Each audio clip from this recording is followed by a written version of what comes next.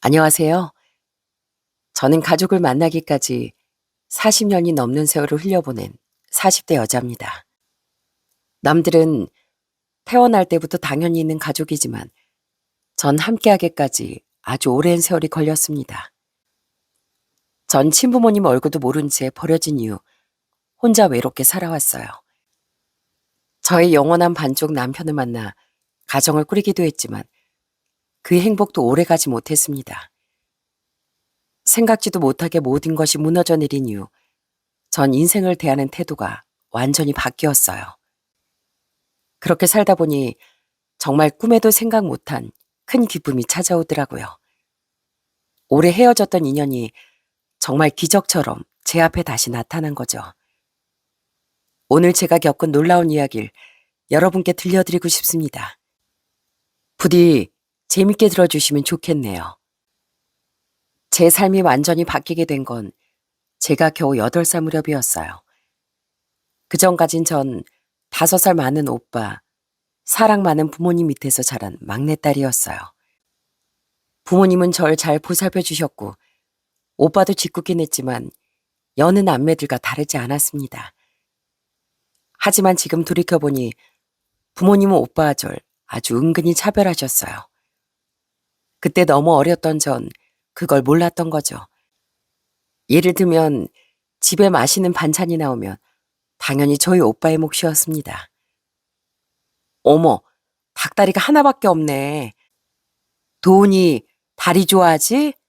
어서 먹으렴. 엄마, 저도 다리 먹고 싶어요. 원래 있던 다리 하나도 오빠가 먹은 거란 말이에요. 딸, 먹는 거로 욕심 부리면 추잡한 사람이라고 했지, 엄마가? 양보할 줄도 알아야 좋은 사람이지. 우리 딸은 닭껍데기 좋아하니까 엄마가 그거 우리 딸 다 줄게. 엄만 양보를 핑계로 늘 맛있는 거 좋은 거, 상태가 좋은 모든 걸 오빠에게 주었습니다. 아빠는 엄마의 그런 행동은 언제나 모른 척 했고요. 그렇다 보니 오빤 의기양양해서 절 자주 괴롭히곤 했습니다. 야, 너 그거 뭐야? 어디서 나온 장난감이야? 이리 내놔. 싫어. 이거 내 거란 말이야. 내 장난감 오빠가 다 뺏어갔잖아. 이거 내 거야. 오빤 저보다 5살이나 많으면서 관심도 없는 여자의 장난감을 일부러 뺏어가곤 했습니다. 그때마다 제가 울거나 화를 내면 어김없이 엄마가 나타나서 오빠에게 사과하라고 아주 혼을 내셨죠. 엄마가 말했지. 누가 장난친다고 울거나 화내면 똑같은 사람 되는 거야. 그럴 땐 그냥 오빠한테 달라고 좋게 말해야지. 누가 그렇게 화를 내. 그러면 전 엄마의 강요에 못 이겨 오빠에게 사과를 해야 했습니다. 그땐 정말 제가 잘못했다고 생각했는데 8살 때 우연한 계기로 엄마가 이제까지 제기했던 모든 차별의 이유를 알게 되었어요. 어느 날 외삼촌이 놀러 오셔서 엄마 한참 얘기를 나누고 계셨는데 제가 방에서 자고 있다고 생각하셨는지 정말 충격적인 얘기를 꺼내신 겁니다. 누나도 진짜 대단하다. 생판 남의 자식을 먹이고 입히고 학교까지 보내고 완전 천사가 따로 없다니까. 아유, 말도 마. 애가 커갈수록 자기 주장도 세지고 욕심도 많아지니까 힘들어 죽겠어. 나도 그러고 싶지 않은데 제가 우리 도훈이 반찬 먹을 때마다 나도 모르게 막 화가 난다. 딸 하나 갖고 싶어서 입양한 건데 역시 친자식하고는 다르네. 알고 보니 오빠를 낳은 뒤 딸을 갖고 싶었지만 건강상의 이유로 더는 임신할 수 없게 된 엄마가 절 입양한 거였어요. 그러니까 사실은 제 양부모님이었던 거죠. 전 그때 너무나 큰 충격을 받고 한동안 말을 잃었습니다. 양엄만 한동안 제가 말이 없자 처음엔 걱정하는 듯 하더니 시간이 지나자 답답하다는 듯 저를 막 혼냈어요. 아휴, 답답해 죽겠네 정말. 왜 묻는 말에 대답을 안 하니? 너 나 무시하는 거야? 어? 내가 널 어떻게 키웠는데? 그때 전 아무 말도 못하고 울기만 했어요. 그 이후로 전 완전 찬밥 신세가 됐고 늘 양부모님의 눈치를 보며 지냈습니다. 매일 밤 혹시 양부모님이 절 버리진 않을까 두려움에 떨면서요. 도대체 내 친부모님은 누구실까? 왜 날 버렸을까? 내가 다 용서할 테니까 제발 날 데려가 줬으면 좋겠다. 전 얼굴도 모르는 친부모님을 그리워하며 눈칫밥을 먹었습니다. 그러다 알게 된 사실이 하나 더 있었어요. 그때 쟤랑 똑같이 생긴 쌍둥이 언니가 하나 더 있었는데 차라리 그 애를 데려올 걸 그랬어. 저렇게 답답한 애인 줄도 모르고. 아유, 속 터져서 정말. 놀랍게도 제게 쌍둥이 언니가 있는 모양이었어요. 전 너무나 궁금했지만 차마도 묻지 못하고 혼자 궁금증을 삭히고 있었죠. 그러다 어느 날부터 조용하던 집에 고성이 오가기 시작했습니다. 당신 진짜 이렇게 가만히만 있을 거야? 애들 앞으로 들은 돈이 얼만데 사업이 잘 안 되면 나가서 막노동이라도 뛰어야 할 거 아니야? 난 뭐 이러고 싶은 줄 알아? 나도 부도만은 막으려고 백방으로 뛰고 있다고. 양부모님은 큰 규모의 사업을 하고 있었는데 어린 제가 듣기에도 사업에 문제가 생긴 것 같더라고요. 날마다 휘황찬란하던 식탁엔 반찬 수가 줄어서 김치나 마른 반찬으로 겨우 밥을 먹어야 했고 평소 쇼핑을 즐기던 양엄만 밖에 외출도 잘 하지 않으셨죠. 그 무렵 고등학생이 된 오빤 지나다닐 때마다 절 툭툭 치며 괜히 하프를 해댔고요.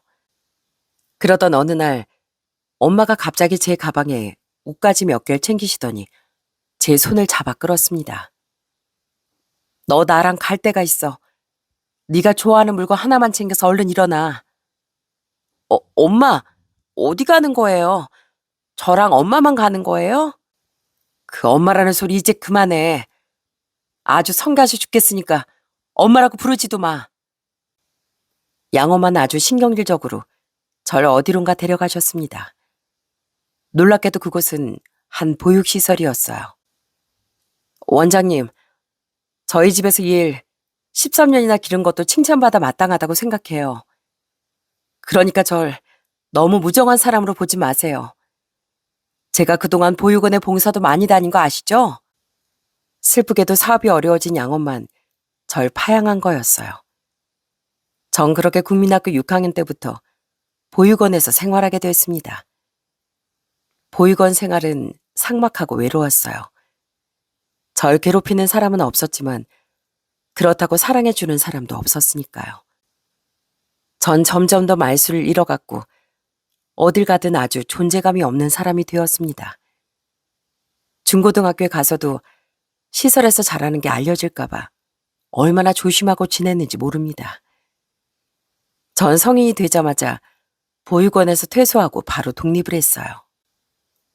보육원에서 퇴소할 때 받은 지원금으로 작은 월세방을 하나 얻고 곧바로 한 식품 공장에 들어가게 됐습니다. 공장엔 온갖 냄새로 가득해 몇 시간만 일해도 머리가 어지러울 정도였어요. 여름이면 오래된 기름 냄새나 눅눅한 곰팡이 냄새가 섞여 특히나 정말 고역이었답니다. 야, 막내야. 오늘도 물량 맞추려면 야간 잔업해야 하거든. 너 시간 되지? 네? 반장님, 저 그제도 어제도 잔업했는데요. 야, 그러면 새파랗게 어린 막내가 해야지. 다 늙은 우리가 고생하겠냐? 잔업하면 수당도 더 나오잖아. 너 생각해서 시켜주는 거니까 고맙게 생각하고. 하지만 공장에서 일할 때 제일 힘든 것은 다른 직원들의 텃세였습니다. 단순히 제가 어리다는 이유로 학교를 제대로 마치지 못했다는 이유로 공장의 귀찮은 일들은 모두 제 차지가 되었죠. 그러다 제가 공장을 나올 수밖에 없는 결정적인 이유가 생겼습니다. 저 사장님, 제 월급이 왜 이것밖에 안 되나요? 저 매번 잔업도 하고 휴일도 한 번 안 썼는데요. 아이, 왜냐니? 네가 무슨 경력이 있기래, 기술이 좋기래. 그 정도로 챙겨준 것도 감지덕지해야지. 이래서 사회생활 못 해본 것들을 뽑는 게 아니라니까. 공장 사장은 제 월급을 반이나 떼먹고도 아주 뻔뻔하게 굴었습니다. 전 경찰에 신고라도 할까 했지만 공장 사장을 상대로 어떻게 해볼 용기가 나질 않더라고요. 결국 떼인 돈을 받지 못하고 공장을 관둬야 했죠. 그 뒤로 전 한 대형 마트에서도 일했습니다. 마트는 출퇴근 시간이 일정해 공장에서 일할 때처럼 야근에 시달리진 않았어요. 하지만 계속 다양한 손님들을 상대해야 한다는 애로사항이 있었습니다. 아가씨, 이거 환불해줘. 여기다 뭐만 구면 다 달라붙어서 쓰질 못하겠어. 이딴 걸 쓰라고 만든 거야? 언젠간 바닥이 다 까져선 몇 년 전에 사간 것 같은 프라이팬을 환불해달라는 아주머니가 계셨어요. 제가 이건 좀 힘들 것 같다고 하자 계산대 위에 있던 빨대를 다 집어던지고 아주 난리도 아니었어요. 또 언젠간 반쯤 먹다 남은 과일을 들고 와 맛이 없으니 다른 과일로 바꿔달라는 거 있죠? 아유, 무슨 감히 이렇게 떨버. 내가 웬만하면 먹어보려고 했는데 도저히 못 먹겠어. 이거 말고 다른 싱싱한 걸로 바꿔가도 되지? 네? 과일 전부 한 입씩 드셔놓고 바꿔간다고 하시면 안 되죠. 환불은 절대 안 되니까 이거 도로 가져가세요. 마트 일을 오래 하다 보니 저도 제법 진상들을 처리할 깡이 생겼습니다. 하지만 전 일을 하면 할수록 인류애를 잃어갔고 결국엔 20대 중반쯤에 마트를 관두고 어떤 식당에 취업하게 되었어요. 식당 일은 다른 일자리보다 바쁘긴 했지만 마음이 훨씬 편안하더라고요. 식당 사장님도 너무 좋으셨고 같이 일하는 직원들도 다들 좋았어요. 점심 저녁 시간엔 눈코 뜰 새 없이 일해야 했지만 사장님이 직원들을 잘 챙겨주셔서 모두 큰 불만 없이 일했습니다. 우리 식당에도 서빙 카드를 좀 써볼까 해. 다들 쟁반에 그릇을 몇 개씩이나 놓고 나르기 힘들잖아. 카트로 밀면 허리도 안 아프고 괜찮겠지? 이참에 좌식 테이블 자리도 다 입식으로 바꾸면 좋을 것 같고 말이야. 사장님은 특히나 혼자 살고 있던 절 친딸처럼 잘 챙겨주셨어요. 가끔 반찬도 싸주시고 쉬는 날 집에만 있지 말라며 영화표 같은 걸 사주시기도 했죠. 사장님은 살면서 처음으로 제게 따뜻한 관심을 주신 어른이었답니다. 그런 사장님께 감사해서라도 전 식당에서 정말 열심히 일했죠. 그렇게 평화롭기만 하던 어느 날 누군가 식당에서 어울리지 않게 고함을 질렀습니다. 내가 주문한 지가 언젠데 아직도 반찬 하나 안 가져와? 지금 나 무시하는 거야? 어? 여기 사장 나오라고 해. 그때가 다들 분주한 점심시간이었는데 손님이 계속 밀려들어서 어떤 테이블의 반찬이 조금 늦게 나가게 됐어요. 아주 늦은 것도 아니었지만 그 손님은 뭐가 불만이었는지 고래고래 소리를 지르며 테이블을 막 내려쳤어요. 불행히도 그 앞엔 제가 있었고요. 손님, 죄송합니다. 금방 주문하신 메뉴랑 반찬 가져다 드릴게요. 지금 거지 적선하냐? 이딴 거 너나 먹어. 그런데 그 손님이 갑자기 앞에 놓인 물잔을 집어들더니 제게 물을 끼얹는 게 아니겠어요? 전 깜짝 놀라 눈을 확 감았어요.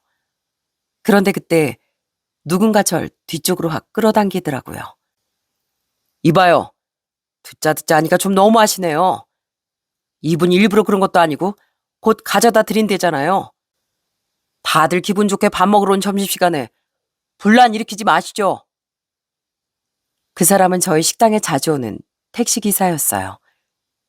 저희 식당은 기사님들 사이에서도 맛집으로 소문이 나 점심시간만 되면 택시들이 줄을 서곤 했습니다. 그 기사님도 거의 매일 오시던 분이었는데 그날은 제가 곤란한 상황인 걸 보자마자 바로 나선 거였죠. 기사님은 덩치도 크고 인상도 강한 편이라 그 진상 손님은 바로 꼬리를 내리며 나가버렸어요. 도와주셔서 정말 감사해요. 제가 사장님께 말씀드려서 서비스라도 드릴게요. 아유, 아닙니다. 신경 쓰지 마세요. 전 그저 조용히 밥 먹고 가고 싶었을 뿐이에요. 기사님은 그러더니 정말 자리로 돌아가 묵묵히 식사만 하시더라고요. 뒤늦게 아까의 소란을 알게 된 사장님이 손님께 서비스로 음료수를 주셨는데 식당을 나가면서 제게 고맙다며 인사라고 가더라고요. 저흰 그렇게 처음 서로의 존재를 인식하게 되었고 젊은 청춘 남녀들답게 빠르게 서로 마음을 주고받았답니다. 그 사람은 알면 알수록 다정하고 자상한 사람이었어요. 본인도 종일 운전을 하면서 제가 계속 서서 일하는 게 힘들까봐 만날 때마다 팔다리를 주물러 주기도 하고 택시가 쉬는 날이면 절 데리고 근교로 훌쩍 여행을 떠나기도 했습니다. 오빠, 그거 알아? 나 사실 바다 처음 와본다. 오빠 덕분에 처음 해보는 일이 많은 것 같아. 정말? 그럼 앞으로도 우리 둘이 가봐야 할 곳이 많겠는데. 당시 기쁘다면 난 세상 어디라도 갈 수 있어. 그인 어릴 적 부모님을 일찍 잃어서 저처럼 외롭게 살던 사람이었어요. 저희 둘 다 가족이 없었기에 식당 사장님을 주례로 모시고 식당에서 아주 조촐하게 결혼식을 올렸어요. 오늘 아름다운 신랑 신부의 앞날을 축복해 줄 수 있어서 대단히 감격스럽습니다. 두 사람의 앞날에 기쁨과 행복만이 가득하게 기원하면서 부디 아들딸 많이 낳고 건강하게 잘 살길 바라겠습니다. 비록 저희 결혼식을 빛내줄 가족은 하나도 없었지만 이제 남편과 제가 또 하나의 가족을 이뤘기에 그저 행복하기만 하더라고요. 저흰 신혼여행도 따로 가지 못하고 식당 사장님이 축의금이라며 주신 적은 돈을 보태 조그만 월세방을 얻는 데 썼습니다. 남편이 직접 도배를 하고 제가 열심히 걸레질해서 제법 안락한 보금자리를 꾸렸어요. 그 집에서 저희 아들, 딸도 낳았고요. 저흰 가난했지만 불행하지 않았습니다. 남편은 저희 애들에게도 무척 자상한 아빠였어요. 제 작은 딸이 태어나고 얼마 지나지 않아 남편이 이런 말을 하더라고요. 난 부모님께 사랑을 받아본 기억이 별로 없어. 그래서 좋은 아빠가 되려면 어떻게 하는지 모르겠지만 그래서 더 최선을 다하고 싶어. 우리 애들한텐 당신이나 내가 겪었던 아픔을 물려주고 싶지 않아. 남편은 그 다짐을 지키려 정말 노력했습니다. 항상 애들을 안고 다니던 탓에 남편이 퇴근해서 집에만 오면 애들이 다 남편 다리에 매달려 떨어질 줄을 몰랐어요. 요 녀석 또 목마 태워달라고 그러는 거지? 아빠가 오늘은 저 멀리 30층까지 올라간다. 더 높게 아빠. 더 높게요. 난 아빠랑 노는 게 제일 재밌어요. 덕분에 남편만 집에 있으면 아이들 웃음소리가 그칠 날이 없었답니다. 가끔 택시를 쉬거나 애들 방학이라도 되면 항상 차에 저와 아이들을 태워 나들이도 가곤 했어요. 남편은 늘 가족들과 보내는 시간이 제일 행복하다고 말했습니다. 감사하게도 저희 아이들은 부족한 부모가 주는 사랑을 먹고 무럭무럭 자라났고요. 애들이 중학교에 들어가선 학원도 잘 보내주지 못했는데 알아서 좋은 성적을 받아오더라고요. 하지만 그때부터 저희 부부의 고민이 깊어져 갔습니다. 여보, 아무래도 형우 학원을 좀 보내줘야 할 것 같은데 지금까진 학교 공부로도 잘했는데 이제 학년이 계속 올라가면 학원 공부가 필수래. 형우도 성적 욕심이 있어서 학원 가면 지금보다 더 잘할 텐데. 학원? 그래, 아들이 공부한다는데 보내줘야지. 근데 학원비가 얼마쯤 되려나? 저희 애들이 공부를 잘하는 편이다 보니 학원도 보내고 필요한 만큼 문제집도 사다 주고 싶은데 어려운 형편이 발목을 잡더라고요. 그래도 자식 공부시키는데 손 놓고 있을 수는 없었어요. 남편은 애들 학원비를 벌기 위해 새벽은 물론이고 야간에도 택시를 몰았습니다. 저도 아침부터 늦은 밤까지 식당에서 풀타임으로 일했고요.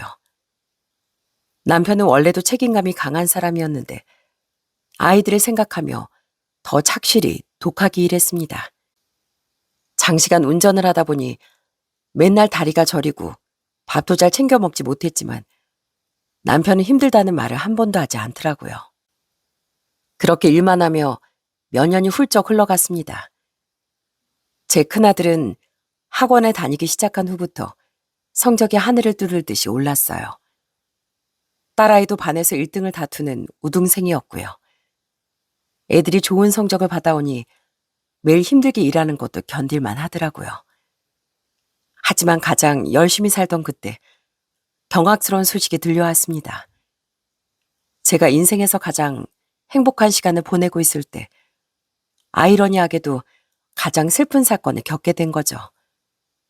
그 무렵 남편은 부쩍 피곤해하고 안색이 좋지 않았어요. 여보, 당신 어제도 새벽까지 일하다 왔지? 오늘은 조금 늦게 나가면 안 돼? 당신 얼굴이 너무 안 좋아. 그래, 좀 피곤해서 그런가 봐. 요즘 연말이라 모임이 많아서 그런지 택시 타는 손님들도 많아. 이럴 때 부지런히 일해둬야지. 몇 년 안 했으면 우리 형우 대학 가잖아. 하지만 남편은 날이 갈수록 얼굴이 노랗게 뜨며 꼭 황달에 걸린 사람처럼 보였습니다. 그러던 어느 날 아침 남편이 끙끙 앓아누워선 자리에서 일어나지 못했어요. 그러다 이내 배가 아프다며 바닥을 대굴대굴 구르기까지 했습니다. 전 깜짝 놀라 바로 119를 불렀어요.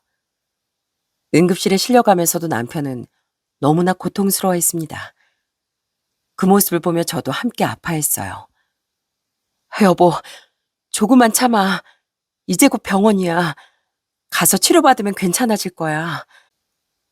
그렇게 남편을 급하게 응급실로 들여보내고 전 하염없이 복도를 서성이며 제발 아무 일도 아니길 빌고 또 빌었습니다. 남편과 결혼해 살면서 감기약 한 번 안 먹을 정도로 남편은 건강하기만 했거든요. 한편으론 제가 너무 무신경해서 남편 건강도 챙기지 못한 것 같아 자꾸 죄책감이 들더라고요. 다행히도 남편은 병원에 와서 진통제를 맞고 잠이 들었지만 전 도저히 감당하지 못할 엄청난 소식을 들어야 했어요. 그건 바로 남편이 췌장암 의심 소견이 있다는 거였습니다. 확진까진 앞으로 남은 검사가 많았지만 전 남편이 암일지도 모른다는 소리를 듣자마자 그 자리에 주저앉았어요. 제가 알기론 췌장암이 진행도 가장 빠르고 발견했을 땐 이미 늦은 거라고 들었거든요. 그런데 그 무서운 암이 제 남편 몸속에 있다고 생각하니 견딜 수가 없더라고요. 그 뒤로 남편은 수많은 검사를 받았고 불행히도 췌장암 4기 판정을 받았어요. 저희 가족에게도 남편에게도 시간이 얼마 남지 않았던 거죠. 그 짧은 시간 동안에도 남편은 거의 대부분을 암으로 고통스러워하며 보냈습니다. 여보, 나 죽을 것 같아. 살려줘. 제발 나 좀 살려줘. 배가 너무 아파서 미칠 것 같아. 암이 신경을 누르며 남편은 점점 더 심한 복통을 호소했습니다. 아무리 독한 마약성 진통제를 맞아도 잠시뿐이었어요.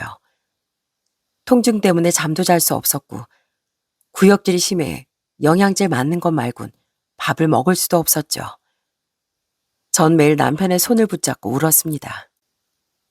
내가 미안해. 차라리 당신 대신 내가 아팠으면 좋겠는데 내가 해줄 수 있는 게 없어서 미안해. 근데 나 당신 이렇게 못 보내. 내가 어떻게 당신 없이 살아. 전 남편이 잠들 시간에 잠깐 나가 일을 하고 대부분의 시간은 병원에서 간병을 하며 지냈습니다. 그 때문에 아이들을 챙겨주지 못해 저희 애들은 알아서 밥 먹고 알아서 학교에 다닐 수밖에 없었죠. 그때 저희 애들이 고등학생이라 한창 엄마 손이 필요할 때였는데 참 고맙게도 투정 한 번 없이 제 사정을 이해해 주더라고요. 엄마, 아빠는 좀 어때요? 이따 학교 끝나고 병원에 들를게요. 제가 아빠 옆에 있을 테니까 엄만 집에 가서 밥도 좀 먹고 잠깐이라도 주무시다 오세요. 저희는 알아서 밥 잘 먹고 지내니까 너무 걱정 마시고요. 전 아이들을 생각해서라도 이를 악물고 1년이 넘게 남편을 간호했습니다. 하지만 남편은 제가 고생하는 게 그렇게 싫었나 봐요. 여름 해가 뜨겁던 어느 날 남편은 한마디 말도 남기지 못하고 조용히 눈을 감았습니다. 그 무렵 매일 암 통증으로 고통스러워하던 남편이 정말 오랜만에 평화롭게 잠이 들었더라고요.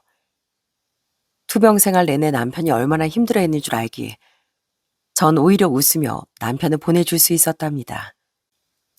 잘 자, 여보. 이제 깨지 말고 아프지도 말고 푹 자. 그동안 아파서 잠도 잘 못 잤잖아. 그동안 내 남편으로 살아줘서 우리 아이들 아빠가 돼줘서 정말 고마웠어. 나한테 처음으로 가족이 돼주고 내가 살아갈 이유를 만들어줘서 고마워. 당신은 정말 좋은 사람이었어. 거기선 아프지 마. 사랑해 내 남편. 잘 가. 저희 가족은 그렇게 눈물로 남편을 떠나보냈습니다. 그때 제 큰아들이 19살이었고 작은 딸이 17살이었어요. 아빠를 보내기에 너무나 어린 나이였지만 아이들은 오히려 엄마인 절 더 위로하더군요. 엄마 힘내세요. 저희도 힘낼게요. 벌써 아빠가 너무 보고 싶지만 그래서 더 잘 지내보려고요. 그래야 아빠가 덜 속상하실 테니까요. 하지만 제 아들은 어른스러운 말과 달리 장례 기간 내내 눈물을 그칠 줄을 몰랐습니다. 아직은 아빠의 따뜻한 품이 너무나 필요한 나이였죠. 전 아이들을 책임져야 할 엄마니까 애써 슬픔을 거두고 정신을 똑바로 차리려고 했습니다. 그러다 남편을 보내면서 서류 정리할 게 있어 책상 구석을 뒤지다 처음 보는 봉투 하나를 발견했어요. 전 뭔가 싶어 조심스럽게 봉투를 열어봤죠. 그런데 놀랍게도 서류 속엔 남편이 살아있을 때 가입해둔 생명보험 서류와 보험금 청구 안내서가 들어있더라고요. 그 보험은 무려 1억 원 상당의 보험이었습니다. 남편은 전부터 미리 저와 아이들을 위해 모든 준비를 해두었던 거죠. 전 떠나는 순간까지 가족들 걱정뿐이었던 남편이 가요. 오열을 하고 말았습니다. 여보, 이 돈이 다 무슨 소용이야. 당신이 없는데. 그래도 고마워. 또 한 번 날 살게 해줘서 고마워. 저는 남편이 남겨둔 보험금을 가지고 동네 아주 작은 식당을 차렸습니다. 이제 애들 대학 학비도 내야 하는데 훨씬 많은 돈을 벌어야겠다 싶었거든요. 오랫동안 식당에서 일한 경력도 있었고요. 작은 가게였지만 다행히 손님들이 많이 찾아와 주신 덕분에 그래도 나쁘지 않은 수입을 올렸답니다. 그 무렵 큰아들이 대학에 갔는데 첫 학기 빼곤 등록금 달라는 소리를 안 하더라고요. 형우야, 너 곧 등록금 내야 하지 않니? 왜 엄마한테 돈 달라는 소리를 안 해? 아, 엄마, 그거 제가 아르바이트 한 거랑 장학금 받은 거 합쳐서 이미 냈어요. 앞으로도 등록금은 제가 마련할 테니까 신경 쓰지 않으셔도 돼요. 뭐? 아이, 그런 일이 있으면 엄마한테 말을 해야지. 엄마가 너 학비도 못 줄까 봐 그래? 아들이 그런 의미로 한 말이 아니었건만 전 괜히 큰 소리를 내고 말았습니다. 비록 가난한 부모지만 엄마로서 해줄 수 있는 건 다 해주고 싶었거든요. 하지만 너무 일찍 철이 든 아이들은 알아서 제 앞길을 준비해 나갔습니다. 저희 작은 딸도 학비가 저렴한 국립대에 지원을 했고요.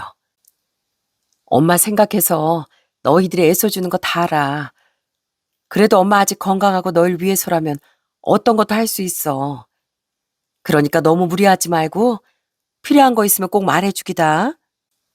그럼요, 엄마. 저희한테는 엄마뿐이잖아요. 저 알바하기 싫으면 언제든지 용돈 달라고 조를게요. 전 또 한 번 아이들에게 큰 빚을 지고 말았습니다. 그러던 어느 날이었어요. 그날도 전 여느 때와 다름없이 가게 문을 열고 손님 맞을 준비를 하고 있었죠. 그쯤에 점심 장사가 잘 돼 아침부터 준비할 게 많았거든요. 그래서 굉장히 서두르며 가게 정리를 하고 있었는데 점심시간이 안 된 11시쯤 어떤 할머님과 손자로 보이는 아이가 가게로 들어왔습니다. 어서 오세요. 어떤 메뉴로 드시겠어요? 앞에 메뉴판이 있으니까 천천히 살펴보시고 말씀해 주세요. 제가 그렇게 말하자 할머님 옆에 있는 꼬만 냉큼 메뉴판을 들고 골똘히 살피기 시작했습니다. 얼굴을 보니까 9살쯤 돼 보였는데 할머니 손을 꼭 잡고 다니는 모습이 무척 귀여웠어요. 그래서 주문을 하기 전에 먼저 음료수 하나를 서비스로 내갔습니다. 이건 서비스예요. 자, 우리 꼬마 손님 뭐 드릴까요? 그런데 제가 테이블 근처에 서자 꼬마가 유독 뚫어져라 제 얼굴을 쳐다보기 시작했습니다. 그러다 옆에 할머님 옆구리를 쿡쿡 찌르며 말하더라고요. 할머니, 근데 저 아줌마 우리 엄마랑 엄청 닮지 않았어요? 꼬마가 그렇게 말하자 할머님도 그제야 제 얼굴을 빤히 쳐다보시더라고요. 전 약간 민망해서 괜히 머리만 극적였네요. 그런데 갑자기 할머님도 무릎을 탁 치시더니 어머 어머 하며 놀라시는 게 아니겠어요? 아이고 세상에, 어쩜 우리 며느리랑 이렇게 닮았을꼬. 누가 보면 같은 사람인 줄 알겠네. 참 이상하다. 아이, 저렇게 닮을 리가 없는데. 아이, 제가 누굴 많이 닮았나 봐요. 그런 소린 처음 듣네요. 전 기분이 좀 이상해 서둘러 주문을 받았습니다. 그리고 곧 음식을 내갔죠. 하지만 그때까지도 꼬마 할머님은 제 얼굴만 쳐다보고 계셨어요. 아유, 식사하셔야지. 제 얼굴만 보시면 어떡해요. 한국 사람들이 생긴 게 다 거기서 거기죠. 제 얼굴 뚫어지겠어요. 그만들 보시고 식사하세요. 두 사람은 그제야 천천히 수절들었습니다. 할머니가 꼬마가 돌아간 후에 전 괜히 거울을 쓱 쳐다봤어요. 절 그렇게나 닮은 사람이 있다는 게 조금 신기하기도 했습니다. 그렇게 또 며칠이 지났을까요? 할머님이 다시 손자 손을 잡고 식당에 오셨더라고요. 하지만 그땐 또 다른 사람이 옆에 있었어요. 저 멀리서 할머님과 손자, 그리고 어떤 여자가 문을 열고 들어오는데 전 아직도 그 순간을 잊지 못합니다. 지금도 그때를 생각하면 심장이 벌렁거려요. 어머, 이게 무슨 일이야? 세상에, 어떻게 이럴 수가 있어? 할머님과 함께 나타난 여자도, 그리고 저도 서로의 얼굴을 마주한 순간 약속했다는 듯 그 자리에 주저앉았습니다. 왜냐면 그 여자 얼굴이 소름 끼치게 저와 닮아 있었거든요. 서로 헤어스타일만 약간 다를 뿐 눈도 코도 얼굴형도 아주 거울을 보듯 똑같았어요. 할머님도 그 여자와 제 옆에서 함께 놀라시며 재차 물으셨습니다. 내 말이 맞지? 내가 둘이 똑 닮았다고 했잖아. 이 정도면 어머니 오래전 헤어졌다는 친동생 맞지? 네? 그게 무슨 소리세요? 제가 이분 동생이라고요?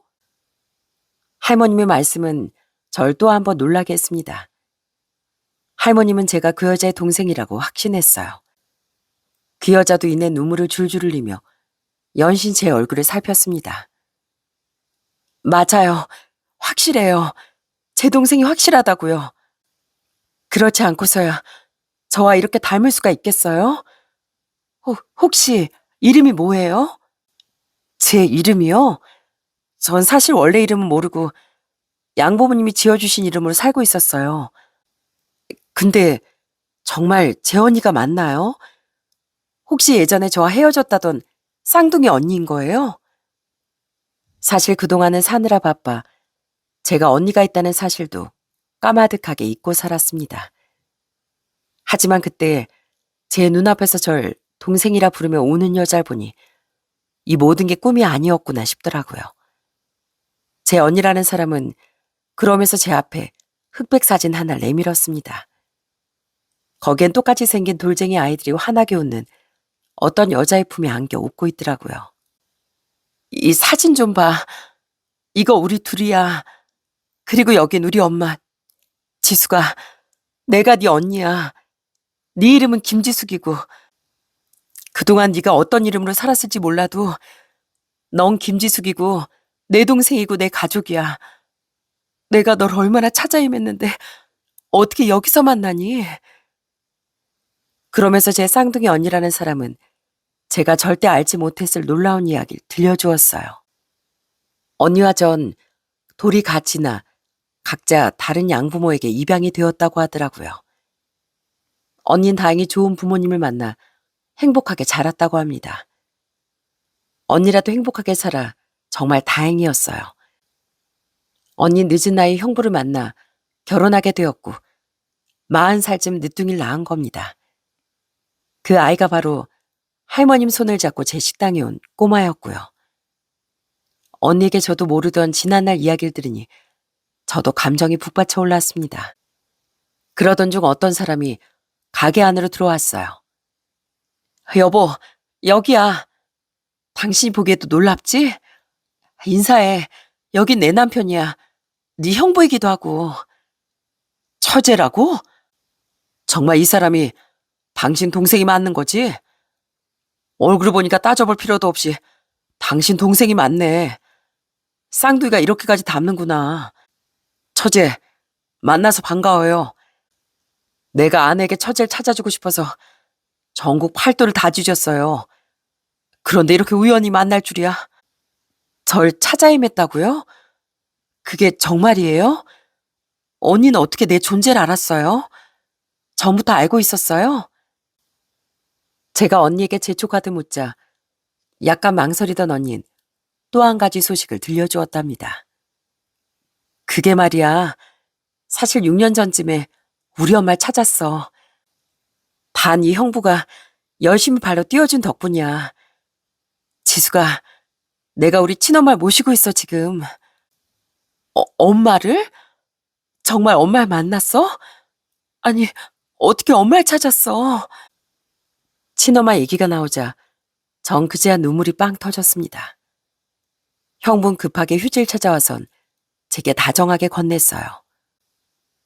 내 양부모님이 무척 좋은 분들이셨지만 그래도 항상 친부모님에 대한 그리움을 안고 살았거든.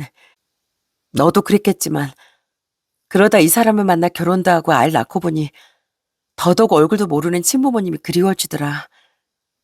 이 사람이 그런 내 마음을 알고 이제라도 부모님을 찾아보자고 나섰어. 그렇게 몇 년을 헤매다 6년 전에 겨우 연락이 닿아서 엄마를 만나게 된 거야. 우리 엄마 정말 힘들게 사셨더라. 그것도 모르고 우리 버렸다고 원망만 했지 뭐야. 언니의 양분 고등학교 선생님으로 아주 자상하고 따뜻한 분이셨대요. 그래서 언니가 입양된 사실에 놀라지 않게 어릴 때부터 천천히 친부모님이 계시다는 사실도 알려주셨답니다. 그러다 언니가 20살이 돼선 이제라도 친어머니 찾아보는 게 어떻겠냐고 제안도 해주셨고요. 하지만 아주 오래전 사라져버린 친어머니를 찾기란 사막에서 바늘 찾기였죠. 이 사람이 전국 팔도를 다 뒤져서 간신히 친엄마가 계신 곳을 찾아냈는데 그땐 이제 눈을 감는다고 해도 여한이 없더라. 지금 이럴 때가 아니라 너도 빨리 엄마를 만나봐야지. 언닌 다정하게 제 눈물을 닦아주며 함께 엄마를 만나러 가자고 제안했습니다. 전 갑자기 밀려온 이 모든 일이 감당이 안 돼 저도 모르게 약간 망설여졌어요. 언닌 그러자 급할 것 없다며 갑자기 어디론가 전화를 걸었습니다. 엄마, 나 지숙이 찾았어. 지숙이가 확실해. 지숙아, 전화 받아봐. 엄마야. 엄마? 엄마, 엄마. 언니가 전화 건 사람은 그렇게나 그리워했지만 마음 한쪽에 밀어두었던 바로 제 친엄마였습니다. 저는 목이 메어 계속 엄마, 엄마하고 부를 뿐이었어요. 전화기 너머 엄마도 저처럼 목이 메이셨는지 계속 제 이름을 부르며 우셨습니다. 정말 지숙이 네가 맞아? 내 딸 지숙이가 맞아? 지숙아, 내가 네 엄마다. 미안하다. 정말 미안해. 그땐 엄마도 어쩔 수가 없었어. 널 버린 게 아니라 내가 널 지켜줄 능력이 없었다. 저는 더는 미룰 것도 없이 언니와 형부 손을 잡고 엄마를 찾아뵈러 나섰습니다. 지금 어머니는 언니가 모시고 살고 있다고 했어요. 엄마를 만나러 가는 내내 전 언니에게 많은 얘기를 전해 들었답니다. 그동안 엄마 원망 많이 하고 살았지. 나도 그랬어. 그런데 엄마가 그럴 수밖에 없던 사정이 있으시더라. 우리 아버지란 사람이 엄마를 무지하게 고생시켰나 봐. 엄마가 쌍둥이 누를 임신했을 때도 그렇게 바람을 피고 하루가 멀다 하고 술만 마셨대. 그러다 엄마가 결국 이혼을 결정하셨는데 아빤 그때를 기다렸다는 듯 어떤 돈 많은 여자랑 재혼을 하셨다지 뭐야. 어떻게 자기 일 둘이나 낳은 사람한테 그렇게 파렴치한 짓을 할 수가 있어? 아버지가 떠나고 무려 쌍둥이를 혼자 책임져야 했던 엄만 몸조리도 하지 못한 채 일을 나가야 했답니다. 하지만 저희를 맡길 곳이 마땅치 않아 그마저도 오래 일하지 못했고 결국 저희를 위해 입양을 선택한 거였죠. 저희를 보내고 엄마가 얼마나 피눈물을 흘리셨을지 생각만 해도 가슴이 미어지더라고요. 근데 엄마가 날 많이 그리워하셨을까? 날 정말 보고 싶어 하실까? 그럼 당연하지. 엄만 단 하루도 우릴 잊어본 적이 없대. 내가 아까 보여준 흑백 사진도 엄마가 한평생 품에 넣고 다니신 사진이야. 그렇구나. 엄마도 우리 그리워했구나. 정말 다행이다. 날 우리 그리워해줘서 끝까지 우릴 버리지 않아서 다행이야. 언닌 말없이 절 안아주었습니다. 그러다 얼마 지나지 않아 드디어 엄마가 계신 언니 집 앞에 도착했어요. 전 그때 심장이 밖으로 튀어나올 듯 떨려왔습니다. 언니는 어서 들어가 보라며 제 등을 떠밀었어요. 전 조심스럽게 언니 집 안으로 들어갔습니다. 그리고 그 안에서 분명 처음 보지만 어딘가 익숙한 느낌이 드는 노인과 마주하게 되었어요. 제 온몸의 세포가 저분이 제 엄마라고 말하고 있더라고요. 전 떨리는 목소리로 외쳤어요. 엄마, 지수가, 아이고, 내 딸 지수가. 엄마 망설이지 않고 절 강하게 끌어안으셨습니다. 전 그제야 난생 처음으로 엄마 품에 안겨 울었어요. 내가 평생 죄인이다. 어떻게 내 딸들을 남의 집에 보내고 이날이 이때까지 살았을까. 못난 이 애밀 용서해다오. 너무 보고 싶었다 지수가. 내가 한평생 널 잊어본 적이 없어. 엄만 수십 년간 가슴에 묻어둔 죄책감이 터져나오듯 절 품에 가득 안고 오열하셨습니다. 내가 죽을 죄를 지었다. 내가 내 새끼들을 이렇게 만들었어. 아무리 힘들어도 그러면 안 됐는데 어떻게든 널 데리고 살았어야 했는데. 울지 마세요, 엄마. 지금이라도 우리 다시 만났잖아요. 저 너무 꿈만 같아요. 갑자기 언니가 절 찾아왔고 이렇게 지금 엄마 품에 안겨서 울게 된 것도 믿기지가 않아요. 그날 저 몇 시간이고 엄마 곁에서 서로의 얼굴을 확인하고 또 확인했습니다. 어떠한 증명도 필요 없이 우린 가족인 게 확실했어요. 그렇게 놀라운 인연으로 다시 만나게 된 이후 언니는 제게 많은 가족들을 소개해 주었답니다. 우선 운명처럼 저희 식당에 찾아와 저와 언니, 엄마를 만나게 해준 할머님은 언니의 시어머니셨어요. 내가 우리 며느리한테 쌍둥이 동생을 잊어버렸다는 소리를 듣고 너무 속이 상해서 나라도 어떻게든 찾아주고 싶었어. 그런 간절한 마음이 날 그 식당으로 이끈 모양이야. 어쩐지 우리 손자가 계속 처음 가본 그 식당에 가고 싶다고 하는 거야. 나도 그냥 왠지 저기 들어가고 싶다는 생각만 났어요. 그런데 거기에 엄마랑 똑같이 생긴 아줌마가 있는 거 있죠? 아유, 녀석아. 이제 아줌마 말고 이모라고 불러야지. 이모 해봐. 이모, 이모. 진짜 우리 이모 맞죠? 언니의 시어머니는 저희 친엄마를 찾기 전부터 언니를 친가족처럼 챙겨주시고 보듬어 주셨대요. 저희 엄마를 찾은 이후엔 친구처럼 자매처럼 옆에서 신경을 많이 써주시고요. 지금은 두 분이 세상에서 둘도 없는 단짝으로 지내고 계시답니다. 그리고 언니가 제게 선물해준 또 한 명의 가족은 바로 저희 형부예요. 형부는 덩치는 공같이 커다란 사람인데 행동하는 건 또 어찌나 빠른지 모릅니다. 언니가 뭐가 필요하다고 하면 아주 빛의 속도로 구해오곤 하거든요. 우리 이렇게 다 만났는데 가족 사진이라도 찍어야 하는 거 아니야? 여보. 네네. 제가 다 알아보고 있네요. 우리 처제까지 만났으니 이제야말로 진짜 가족 사진을 찍어야지. 안 그래? 사실 제가 소개해드려야 할 가족이 더 있어요. 엄마랑 언니, 형부도 제 아이들 만나보셔야죠. 애들이 깜짝 놀라겠지만 저만큼이나 좋아할 거예요. 저는 그로부터 얼마 뒤 제 두 아이를 다시 만난 가족들에게 소개했습니다. 엄만 제 아이들을 계속 쓰다듬으시며 어쩜 이리 잘 컸냐고 놀라워하셨어요. 제 아이들도 처음엔 조금 낯설어 했지만 갑자기 늘어난 가족들을 마음으로 받아들였고요. 엄마, 갑자기 할머니, 이모, 이모부, 그리고 사촌동생까지 생기니까 기분이 좀 얼떨떨해요. 그래도 가족이 있다는 건 참 좋은 일인 것 같아요. 제 아이들까지 전부 소개하고 나니 자연스레 남편 생각이 나더라고요. 제 남편이 이 순간 함께 있었다면 얼마나 좋아했을까요? 엄만 이런 제 마음을 눈치채시고 먼저 남편을 보러 가고 싶다고 말씀하셨어요. 전 그런 엄마를 남편 납골당으로 모시고 갔죠. 김서방, 나알세, 나 자네 장모야. 자네가 우리 지숙이 옆에 있을 때 만났으면 좋았을걸. 내가 너무 늦었지?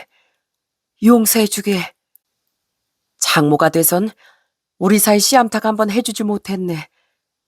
그래도 자네가 얼마나 좋은 남편이었는지 좋은 아빠였는지 다 들었어.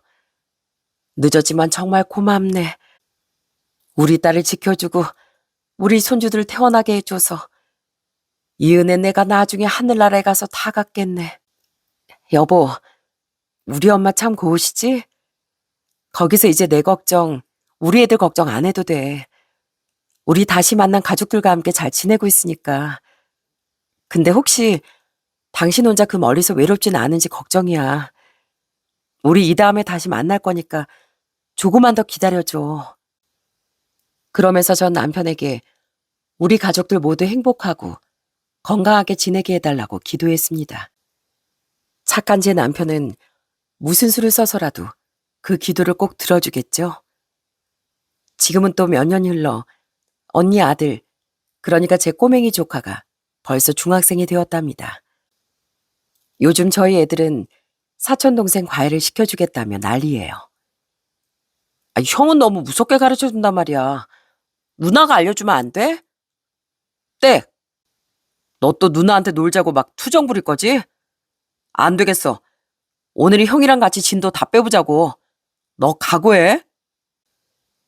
조카는 놀고 싶다고 투덜투덜하면서도 제 아이들이 알려주는 대로 곧잘 공부를 열심히 하고 있습니다. 요즘은 자기도 제법 컸다고 어른스럽게 말하는데 그게 또 얼마나 귀여운지 몰라요.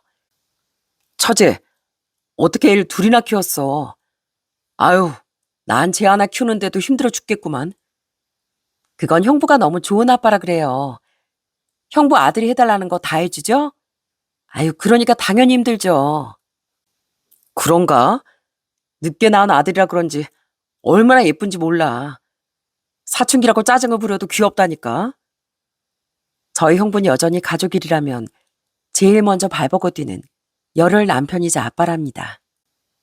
그걸로도 모자라 요즘은 가끔 제 식당 일까지 도와주려고 하신다니까요. 그건 사실 저희 엄마 때문이기도 합니다. 제가 엄마를 다시 만나고 얼마쯤 지나고 나서부터 같이 식당을 운영하고 있거든요. 저 혼자 하던 식당이 엄마랑 함께 하니까 힘든 것도 반으로 줄고 정말 좋습니다. 정말 신기하단 말이야. 내가 할 땐 분명 이 맛이 안 나는데 어떻게 엄마가 하면 이런 기가 막힌 맛이 나지? 왜? 우리 딸도 음식을 얼마나 잘하는데. 손님들이 다 사장님이 해주는 게 제일 맛있다고 얼마나 칭찬하잖니. 가끔 식당 일을 하며 엄마 투닥거릴 때도 있는데 그 순간도 너무나 좋습니다. 이 시간이 부디 느리게 흘러가길 바랄 뿐이에요. 아참, 제가 또 자주 투닥거리는 사람이 있습니다. 그건 바로 제 언니죠. 언니, 나 이번에 파마 좀 해볼까 봐. 자꾸 여기 정수리 볼륨이 죽어서 영 보기 싫네. 아유, 내가 몇 번을 말해.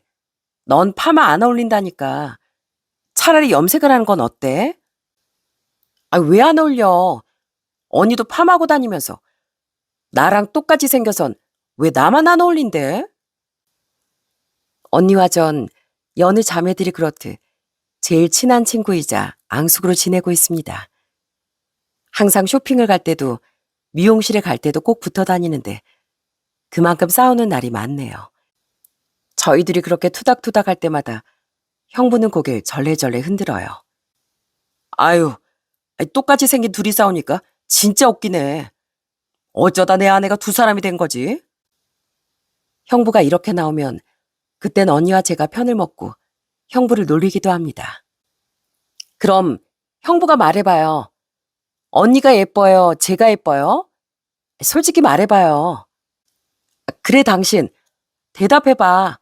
내가 예뻐? 지숙이가 더 예뻐? 아니, 갑자기 왜 불똥이 또 나한테 튀어. 둘 다 예뻐, 둘 다. 저희 자매는 형부 때문에 또 한바탕 웃고 말았답니다. 요즘도 전 가족들과 함께 약간은 소란스럽고 정신없는 저녁을 보내고 있네요. 온 가족이 모여서 수다도 떨고 밥도 나눠 먹다 보면 꼭 우리가 한 번도 헤어진 적이 없는 사람들 같다는 생각이 듭니다. 그만큼 서로가 너무 가깝게 닿아 있다는 느낌이 들거든요. 가끔 이 모든 일이 꿈같이 느껴질 때면 이따금씩 남편이 그리워집니다. 나 요즘 정말 행복해, 여보. 당신이 곁에 있었다면 더 좋았겠지만 나 더는 슬퍼하지 않을게. 지금 이 행복 충분히 누리고 충분히 감사하면서 살게. 당신도 내가 그러길 바라고 있겠지? 너무 보고 싶다, 내 남편. 전 이제야 제자리를 찾은 것 같습니다. 잃어버렸던 시간이 길었던 만큼 서로를 더 소중하게 여기려고 해요. 앞으로 전 가족 안에서 제가 맡은 몫을 성실하게 해나가려고 합니다. 누군가의 딸로, 또 누군가의 동생으로, 또 엄마로서 어느 역할도 소홀히 하고 싶지 않은 욕심이 있네요. 저희 가족은 비록 잠시 길을 잃었지만 결국 다시 서로에게 돌아왔습니다. 이 만남이 우연이 아니라 오랫동안 준비된 인연이었다고 믿어요.